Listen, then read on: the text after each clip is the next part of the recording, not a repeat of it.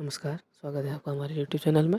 जैसा कि आप लोगों को पता था कि उत्तराखंड लोक सेवा आयोग द्वारा लोअर पीसीएस का नोटिफिकेशन कल जारी किया गया था। उसी संबंध में आज विस्तृत नोटिफिकेशन आयोग द्वारा जारी कर दिया गया है, जिसमें आपका लोअर पीसीएस से संबंधित समस्त जानकारी आयोग द्वारा दी गई है। जैसा कि आप देख सकते हैं कि विज्ञापन में बताया गया है कि विज्ञापन प्रकाशन की तिथि 13 दिसंबर, ऑनलाइन आवेदन पत्र भरने की अंतिम तिथि 4 जनवरी दी गई है और आपका आवेदन शुल्क जमा करने की अंतिम तिथि भी 4 जनवरी रहेगी, 4/2025। उसी के तहत आवेदन पत्र में संशोधन या परिवर्तन करने की तिथि 10 जनवरी से 20 जनवरी 2025 रखी गई है। देखिए, आवेदन विज्ञप्ति में आगे देखें तो आप इस समस्त जो भी टोटल नोटिफिकेशन है, इसे आप हमारे डिस्क्रिप्शन से डाउनलोड करके विस्तृत रूप से पढ़ सकते हैं।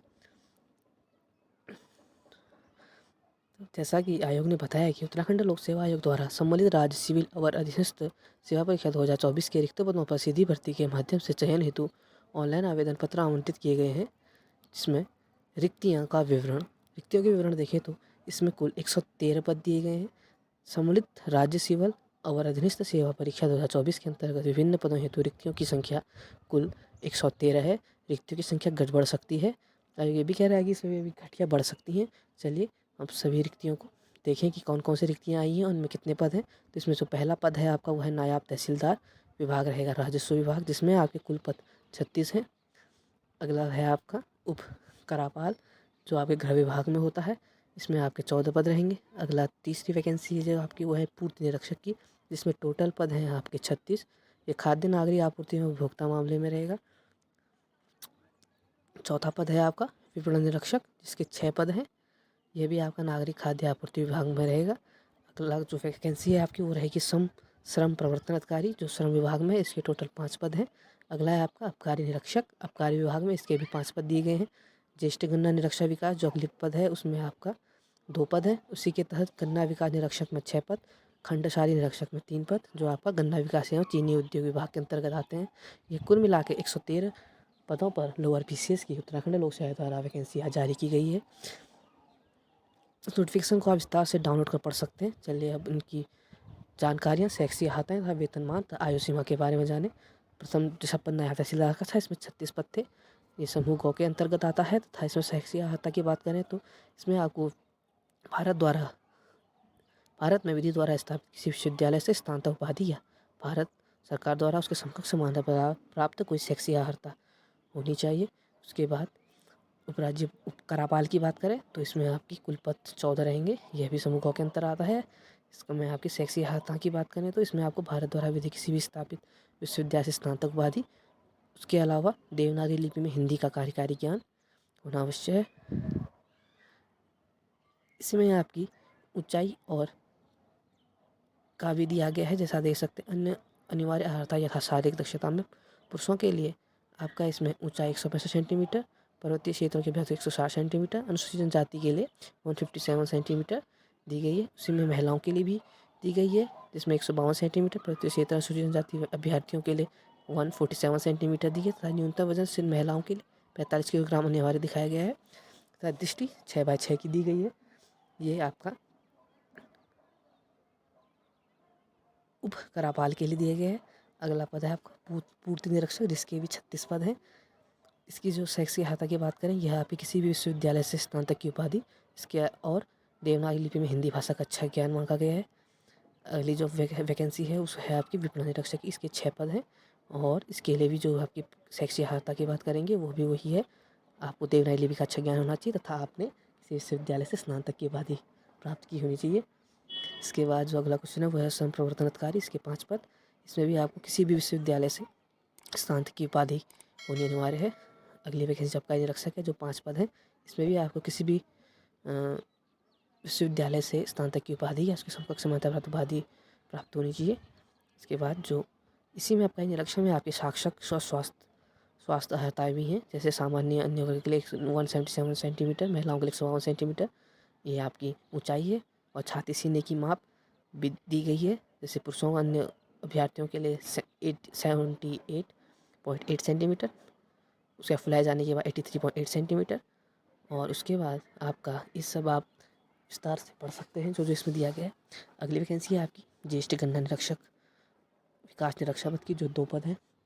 इसमें आपको शैक्षिक अर्हता की बात करें तो इसमें आपको किसी भी मान्यता प्राप्त संस्थान से कृषि में स्नातक उपाधि मांगी गई है। देखिए इसमें शैक्षिक अर्हता अलग है, जो पद है आपका ज्येष्ठ गन्ना विकास निरीक्षक का, इसमें आपको किसी भी मान्यता प्राप्त विश्वविद्यालय से कृषि में स्नातक उपाधि मांगी है। बाकी ऊपर आए किसी भी पद के लिए किसी भी विश्वविद्यालय से सिर्फ स्नातक उपाधि मांगी गई है। इस पद के लिए कृषि में स्नातक उपाधि मांगी गई है। साथ ही ऐसे अभ्यर्थी जो किसी विज्ञान में स्नातकोत्तर उपाधि रखता हो, अन्य बातों के समान होने पर समूह एक सामान्य और सामान्य दो सामान्य पदों सीधी भर्ती वाले अधिमान दिया जाएगा। और अगला जो पद है आपका वो है गन्ना विकास निरीक्षक का, इसमें पद 6 हैं तथा इसमें भी आपको कृषि में स्नातक की उपाधि मांगी गई है तथा स्नातक उपाधि रखता हो या अन्य बातों के समान होने पर समूह 1 सामान्य और समूह 2 सामान्य के पदों पर सीधी भर्ती यानी अधिमान दिया जाएगा। इसके बाद अगला जो आपकी वैकेंसी रहेगी वो है खंड सारी निरीक्षक, इसकी पदों की संख्या 3 है। इसकी जो आप शैक्षिक अर्हता की बात करें तो ये आपका किसी मान्यता प्राप्त विश्वविद्यालय से स्नातक की उपाधि और देवनागरी लिपि का कार्यकारी ज्ञान रखना होना चाहिए। यह आपकी पदों का विवरण व उनकी शैक्षिक अर्हता हमने बता दी है। इसके बाद आयु सीमा की बात करें तो आयु सीमा आपकी 21 वर्ष से अधिकतम 42 वर्ष निर्धारित की गई है। आयु की गणना आपकी 1 जुलाई 2024 से की जाएगी, अर्थात 1 जुलाई 2024 को अभ्यर्थी को न्यूनतम 21 वर्ष या अधिकतम 42 वर्ष से अधिक नहीं होनी चाहिए। इसके बाद आपकी बात करें और जो नोटिफिकेशन में बताया गया है उसमें तो आप ये जो भी बाकी चीज़ें होती हैं इसे आप विस्तार से नोटिफिकेशन डाउनलोड कर पढ़ सकते हैं। इसके बाद बात करें आवेदन शुल्क की तो इसमें आपका अनारक्षित जो श्रेणी के अभ्यर्थी हैं उनको आपका 172 रुपया लगेगा। जो उत्तराखंड आर्थिक रूप से कमज़ोर वर्ग है उनको भी 172 रुपये लगेंगे। उसके बाद जो उत्तराखंड अन्य पिछड़ा वर्ग है उन्हें भी 172 रुपया दे होगा। उसके बाद जो उत्तराखंड अनुसूचित जाति के हैं उन्हें 82 रुपीज़। उसके बाद उत्तराखंड अनुसूचित जनजाति के हैं उन्हें भी 82 रुपये देना होगा। उसके अलावा उत्तराखंड राज्य में संचालित स्वैच्छिक रांची गृहों में निवासरत अनाथ बच्चों से कोई शुल्क नहीं लिया गया है। दिव्यांग उत्तराखंड के सारे दिव्यांग व्यक्तियों को इसमें आपका प्रोसेसिंग शुल्क देना है 22 रुपया, उनसे आवेदन शुल्क नहीं लिया जाएगा। इसके बाद अगर बात करें आपका एग्ज़ाम सिटी की तो इसमें देख सकते हैं आप अपने हिसाब से अपना एग्ज़ाम सिटी चुन सकते हैं। इस सभी एग्ज़ाम सिटी इसमें दी गई हैं। इसमें आपकी अधिकतर सभी शहरों के नाम हैं जहां आपको आपके घर से नज़दीक पड़े आप उन्हें चुन सकते हैं। अल्मोड़ा है, रानीखेत, बागेश्वर, चंपा, हल्द्वानी, पिथौरागढ़, ये तमाम सभी सिटी हैं। आप इनमें से कुछ भी अपने इच्छा अनुसार या अपनी सहूलता अनुसार चुन सकते हैं जो आपके लिए सुगम रहे। अगला जिसमें आपका है अब पाठ्यक्रम की बात करें तो परीक्षा योजना प्रतियोगिता परीक्षा में क्रमवार निम्नलिखित स्तर से की जाएगी। प्रारंभिक परीक्षा में केवल एक प्रश्न पत्र सामान्य अध्ययन एवं सामान्य बुद्धि प्रशिक्षण का होगा जिसकी आपकी वस्तुनिष्ठ प्रकार का होगा। मुख्य परीक्षा में लिखित परीक्षा होगी, वो विषय प्रकार की होगी, अलग अलग होगी। उसका तीसरा रहेगा वो रहेगा आपका व्यक्तित्व परीक्षण यानी साक्षात्कार। अब प्रारंभिक परीक्षा की बात करें तो ये आपकी वस्तुनिष्ठ प्रकार की होगी। इसमें सामान्य अध्ययन एवं सामान्य बुद्धि प्रशिक्षण से संबंधित प्रश्न पूछे जाएंगे। इसमें अंकों अधिकतम अंक की संख्या 150 रहेगी तथा समय आपको 2 घंटा दिया जाएगा तथा प्रश्नों की संख्या भी 150 रहेगी। यहाँ आपको एक नंबर पर एक क्वेश्चन दिया जाएगा। तो अगला इसमें आयोग द्वारा नोट दिया गया है कि प्रारंभिक परीक्षा के प्राप्तांक मुख्य परीक्षा के अंकों के साथ मेरिट निर्धारण हेतु नहीं जोड़े जाएंगे, यानी आपकी जो प्री परीक्षा के नंबर होंगे वो मुख्य रिजल्ट में नहीं जोड़े जाएंगे। उसका जो अगला है आपका वो है मुख्य परीक्षा जो होगी लिखित परीक्षा विषय पर की। इसमें प्रथम प्रश्न पत्र आपका भाषा सामान्य हिंदी का होगा जो 100 अंकों का होगा जिसमें समय आपको 2 घंटे तथा प्रश्नों की संख्या 6 रहेगी।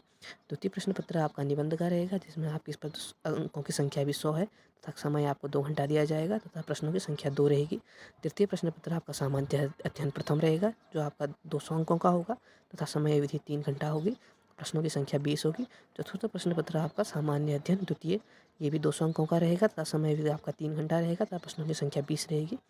इसमें एक और आयोग द्वारा नोट दिया गया है कि भाषा सामान्य हिंदी के प्रश्न पत्र में न्यूनतम 35% अंक प्राप्त करना अनिवार्य होगा। जो आपका सामान्य हिंदी का पेपर है इसमें आपको न्यूनतम 35 अंक प्राप्त करने अनिवार्य है। इसका तीसरा जो आपका रहेगा वह रहेगा व्यक्तिगत परीक्षा जिसे साक्षात्कार कहा जाता है, वो आपका 75 अंकों का रहेगा। इसके बाद आप डिटेल वाइज पूरा सिलेबस आयोग की वेबसाइट से डाउनलोड कर इस नोटिफिकेशन को पढ़ सकते हैं जिसका लिंक हम भी अपनी वीडियो के डिस्क्रिप्शन में दे देंगे। आप देखिए सामान्य अध्ययन प्रारंभिक परीक्षा से संबंधित जो आपका सिलेबस रहेगा वो दिया गया है यहाँ पे कुछ, जिसमें आपका सामान्य अध्ययन से संबंधित प्रश्न रहेंगे जिसमें कंप्यूटर से संबंधित भारतीय इतिहास, राज्य व्यवस्था, भूगोल, समसामयिक की घटनाएं, उत्तराखंड के इतिहास से सदा उत्तराखंड की सांस्कृतिक घटनाएं, उत्तराखंड का भूगोल, उत्तराखंड के आर्थिक राजनीतिक प्रशासनिक परिवेश, आर्थिक प्राकृतिक संसाधन था सामान्य बुद्धि प्रशिक्षण से संबंधित प्रश्न रहेंगे। ये आपका प्री का सिलेबस है, इसे आप विस्तार से पढ़ सकते हैं। इसके बाद अगर बात करें आपके मुख्य परीक्षा की, तो वो रहेगी आपका पहला प्रश्न रहेगा हिंदी का, प्रश्न पत्र हिंदी का रहेगा जो आपका 2 घंटे का होगा। अधिकतम 100 अंक रहेंगे। उसमें आपके वर्ण शब्द, शब्द रचना, वर्त, वाक्य रचना, अपठित अपठ पाठ बोधन, संप्रेषण, हिंदी अवलेखन, अंग्रेजी हिंदी का अध्ययन, उसका हिंदी अनुवाद, ये सब रहेगा। अगला प्रश्न पत्र निबंध का रहेगा। निबंध में आपका 2 घंटे और 100 अंक रहेंगे, जैसे ऊपर बताया। इसमें आपका इस प्रश्न पत्र में 2 खंड रहेंगे और वो प्रत्येक खंड से निम्नलिखित में से किसी एक विषय पर 700 शब्दों का निबंध लिखना होगा। ये विषय ये दिए गए हैं, इसी ऐसे ही आपके वहाँ विषय आएंगे, उनमें से आपको 700 शब्दों का एक निबंध लिखने हैं। तीसरा प्रश्न पत्र रहेगा वो है भी आपका भारत जीएस का रहेगा, सामान्य अध्ययन प्रश्न पत्र 1, जिसमें भारतीय इतिहास, कला, संस्कृति और समाज से संबंधित प्रश्न रहेंगे। ये आप थोड़ा सिलेबस देख सकते हैं। इसमें आपका उत्तराखंड का इतिहास और कला, संस्कृति और समाज से संबंधित प्रश्न भी आएगा। ये आप पूरा सिलेबस देखिए। प्रौद्योगिकी, पर्यावरण से संबंधित, मानवीय मूल्य, कार्य संस्कृति, सिविल सेवा, अभिरुचि से संबंधित प्रश्न रहेंगे। इसके अलावा जो सामान्य अध्ययन द्वितीय प्रश्न पत्र रहेगा, उसमें आपका भारतीय अर्थव्यवस्था, उत्तराखंड की अर्थव्यवस्था, भारत का भूगोल तथा उत्तराखंड का भूगोल, आपदा प्रबंधन, सांख्यिकी विश्लेषण, आलेख, रेखाचित्र, समसामयिक घटनाएं, जो आपके करंट अफेयर्स रहेंगे, वैश्विक तथा एशिया, भारत, उत्तराखंड से संबंधित। यह आप दोनों हिंदी तथा दोनों भाषाओं में सिलेबस दिया गया है, इन्हें आप देख सकते हैं। ये उत्तराखंड लोक सेवा आयोग द्वारा जारी लोअर पीसीएस का संपूर्ण नोटिफिकेशन है, जिसके बारे में हमने आपको बताया। इसे आप संपूर्ण रूप से तथा भलीभांति पढ़ने के लिए डाउनलोड कर सकते हैं। धन्यवाद। ऐसी और वीडियो देखने के लिए चैनल को सब्सक्राइब कीजिएगा। धन्यवाद।